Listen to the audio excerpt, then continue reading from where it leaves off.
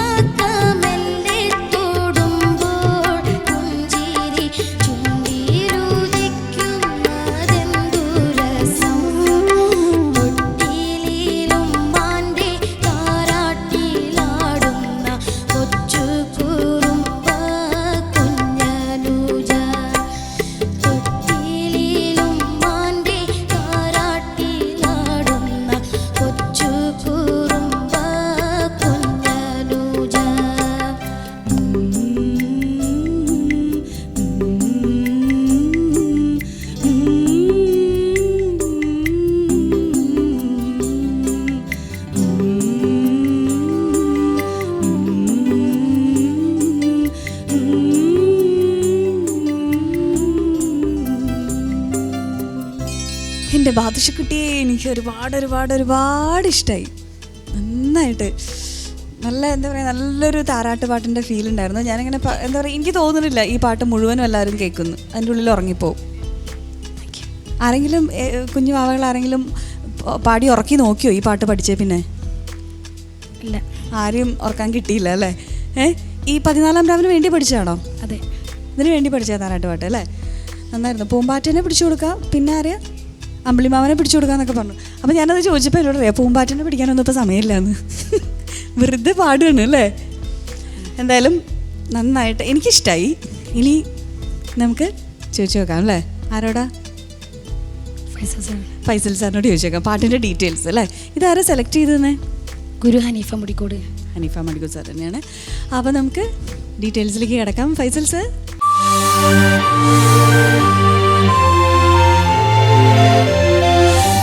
പിന്നെ മാസ്റ്റർ അബ്ദുള്ള തിരൂർക്കാട്, അതായത് ബാദുഷയുടെയൊക്കെ പ്രായത്തിൽ ഇതേപോലെ പാട്ടുപാടി പ്രസിദ്ധനായ, അന്ന് കാസറ്റിലൊക്കെ നിറഞ്ഞു നിന്ന ഒരു കലാകാരനാണ് മാസ്റ്റർ അബ്ദുള്ള തിരൂർക്കാട് പാടിയതാണ്. ജാബിർ സുലൈം എന്ന് പറഞ്ഞൊരു ശ്രദ്ധേയനായ എഴുത്തുകാരനുണ്ട്. നിരവധി നാടകങ്ങളൊക്കെ എഴുതി. ഇതേപോലെയുള്ള പാട്ടുകൾ സരണി, സർഗവേദി, ധർമ്മധാര, പിന്നെ തനിമ പോലെയുള്ള പ്രസ്ഥാനങ്ങൾക്ക് വേണ്ടി ധാരാളം പാട്ട് എഴുതിയ ആളാണ്. ഇതിൻ്റെ സംഗീതം നമ്മുടെ ജോയേട്ടനും ഫൈസലിനും ഒക്കെ അറിയാം, രഹനക്കൊക്കെ അറിയാം. നമ്മുടെ ഉബൈദ് കുന്നക്കാവും, അതേപോലെ ഇപ്പോൾ ഖത്തറിൽ ജോലി ചെയ്യുന്ന മുബാറക് മങ്കടയുമാണ്. ഇവരുടെ ഒരു സംയുക്തമായ ഒരു വർക്കാണിത്. ഇത് അന്നൊരു വലിയ ഹിറ്റായിരുന്നു. മുബാറക്ക് ഖത്തറിലെ മാപ്പിളപ്പാട്ടുകാരുടെ കലാകാരന്മാരുടെ ഇഷ്ടത്തോയനായ മുഹമ്മദ് ഈസ എന്ന ഞങ്ങളുടെയൊക്കെ ഈസക്കയുടെ വളരെ അടുത്ത് ഈ അദ്ദേഹത്തിൻ്റെ പാട്ട് പരിപാടികളൊക്കെ, അദ്ദേഹത്തിൻ്റെ എല്ലാ പരിപാടികളിലും പിന്നിൽ പ്രവർത്തിക്കുന്ന ഒരു നല്ല ഒരു കലാകാരനാണ്. കീബോർഡ് ആർട്ടിസ്റ്റാണ് ഗൾഫിലുള്ള. മുബാറക് മങ്കടയും ഉബൈദ് കുന്നക്കാവും അവർ സംഗീതം ചെയ്തൊരു പാട്ടാണ്. നല്ല ഒരു സംഗീതമാണ് ഈ പാട്ടിന്. പല പാട്ടുകളും നമ്മളെ ഓർമ്മിപ്പിക്കുകയാണ് ഇതിൻ്റെ ഒരു മ്യൂസിക് എന്നുള്ളതാണ്. പിന്നെ അതിൻ്റെ വരികളൊക്കെ ഇപ്പോൾ കണ്ണ് തുറന്ന് നടക്കണം, കല്ലും മുള്ളും കടക്കണം, നല്ല വരികളാണ്. ഈ താരാട്ടിൻ്റെ വേറൊരു മൂടാണിത്.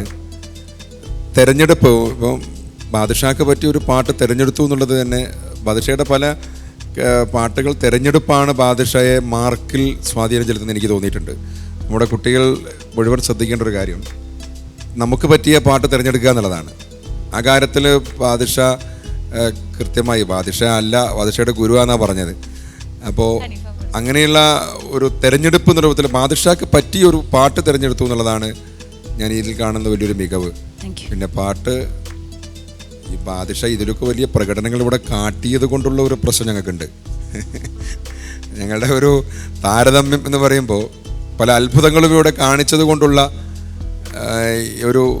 ഒരു താരതമ്യത്തിൽ ഒരു ചെറിയൊരു വിഷയമുണ്ട്. കാരണം അത്ര ഇങ്ങോട്ട് ഇപ്പോൾ താരാട്ടിപ്പോൾ അങ്ങനെയൊക്കെ നടക്കുള്ളൂ നമുക്കറിയാം. കാരണം താരാട്ടിൽ ഈ ഒരു ഓളത്തിലല്ലാതെ, അല്ലെങ്കിൽ ഇതിൻ്റെ ഒരു മൂഡിലല്ലാതെ വേറൊരു പാട്ട് പറ്റില്ലല്ലോ.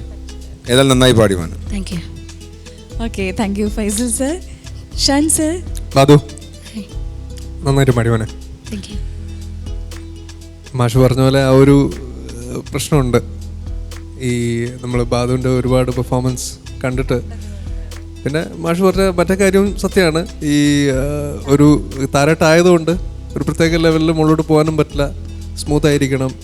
ആ ഒരു സ്മൂത്ത്നെസ്സും കാര്യങ്ങളൊക്കെ ഉണ്ടായിരുന്നു. പക്ഷേ ബാദുഷയുടെ ആ സ്ഥിരം ഞെട്ടിക്കൽ നടന്നില്ല എന്നേ ഉള്ളൂ. ബാദുഷ പാടി, നന്നായിട്ട് പാടി. പിന്നെ നമുക്കെല്ലാവർക്കും ഒരു റിക്വസ്റ്റ് ഉണ്ട് ബാദുവിനോട്. ആ പല്ലവി ആ വലത്തെ കൈ പോക്കറ്റിലിട്ടിട്ട് പാടുമെന്നല്ലേ? മനസ്സിലായോ? ആ കൈ, വലത്തെ കൈ ഒന്ന് പോക്കറ്റിലിട്ടിട്ട് പാടാൻ പറ്റുമോ? വലത്തെ കൈ, ഈ കൈ. ഓക്കെ, ഏത് പാട്ടാ പാടണ്ടേ? ഇതിന്റെ പല്ലവി ഇത് തന്നെ മതി, താരാട്ട് പാട്ട് തന്നെ അല്ലേ? ഇതെന്തോ എനിക്ക് ഒരു പണി തരാനുള്ള അല്ലേ ഒരു മണമൊക്കെ അടിക്കുന്നുണ്ട്.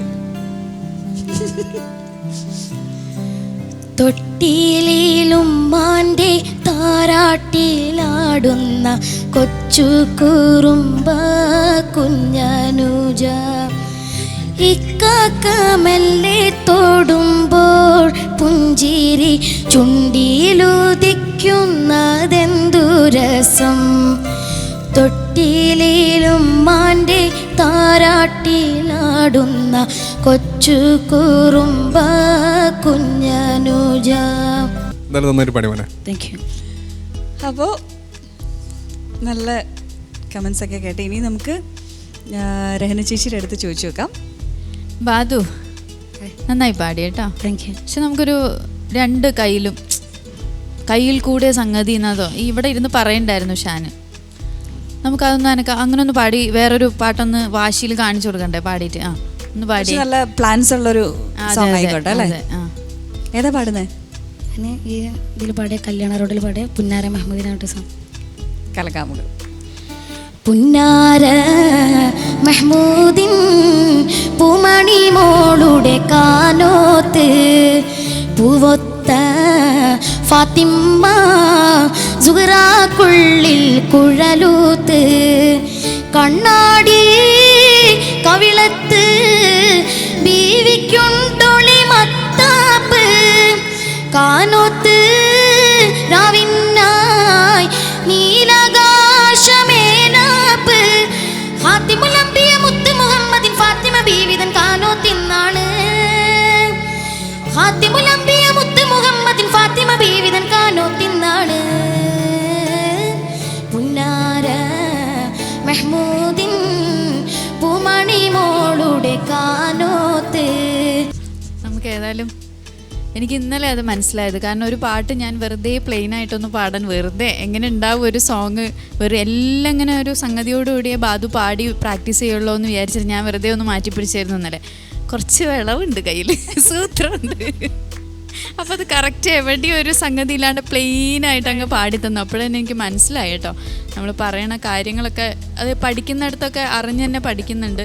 അപ്പോൾ മോൻ ഇതന്നെ ഇതുപോലെ തന്നെ അങ്ങ് കൊണ്ടുപോകുക. അത് എപ്പോഴും ഞാൻ പറയുന്നത് നിലനിർത്തി തരട്ടെ എന്ന് തന്നെ ഞാൻ പറയുള്ളൂ. പിന്നെ എനിക്ക് അനുപല്ലവി ഈ പാട്ടിൽ എനിക്ക് താരാട്ടിൻ്റെ ഒരു ഇതായിട്ടാണോ എന്നറിയില്ല, ചിലതൊക്കെ മോന് ഇന്ന് പാടുന്നതിലൊരു ടെൻഷൻ ഉണ്ടല്ലേ? ഈ ഒരു സോങ് ഉണ്ട് ഉണ്ട്. അത് കണ്ടപ്പോൾ തന്നെ മനസ്സിലായി. നേരത്തെ ഉള്ള സോങ് ഒന്നും പാടി ആ കൂളായിട്ടല്ല ഇത് പാടിയത്. കാരണം ഓരോ ചേഞ്ച് അനുപല്ലവിയിലൊക്കെ വരും. ഉണ്ട്. അപ്പോൾ ആ ഒരു പ്രശ്നങ്ങൾ ഇതിലുണ്ടായിരുന്നു. എന്നാലും നന്നായിട്ട് പാടിട്ടോ. Thank you രേണുത. ബാപ്പുക്ക. ബാദുഷയുടെ കയ്യിലിരിപ്പ് ഒരു കണ്ടുപിടിച്ചു അല്ലേ? ഒരു മാനറിസം എന്ന് പറയും, ചിലർക്ക് അതില്ലാതെ രക്ഷപ്പെടും. എല്ലാവർക്കും ഉണ്ടാവും, നമ്മളറിയാത്ത പലതും നമ്മൾ പാടുമ്പോഴേ പ്രസംഗിക്കുമ്പോഴേ എല്ലാ കാര്യത്തിലും. ഏതായാലും ബാദുഷയുടെ ചുണ്ടിലും നാവിലും മാത്രമല്ല ശരീരം മുഴുവൻ സംഗീതമാണ് എന്നുള്ളതാണ് ബാദുഷ തെളിയിച്ചത്. പിന്നെ ഈ പാട്ടും മോശമില്ലാത്ത രീതിയിൽ തന്നെ ബാദുഷ ആലപിച്ചിട്ടുണ്ട്.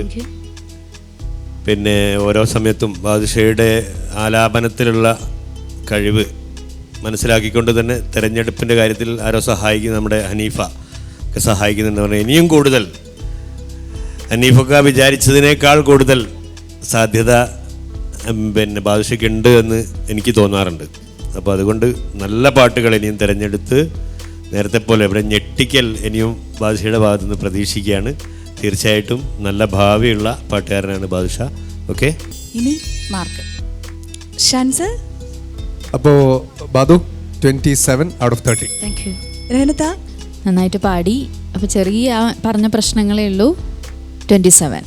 Thank you. 30-ൽ 27 mark. Thank you Rehanath. Faisal sir. 27. Thank you. 30-ൽ വീണ്ടും 27. Thank you Faisal sir. Bappukka. 8 out of 10. 10-ൽ 8 മാർക്കാണ് ബാപ്പുക്ക് നൽകിയിരിക്കുന്നത്. സോ ടോട്ടൽ സ്കോർ 100-ൽ 89 മാർക്ക്. കൺഗ്രാറ്റ്സ്.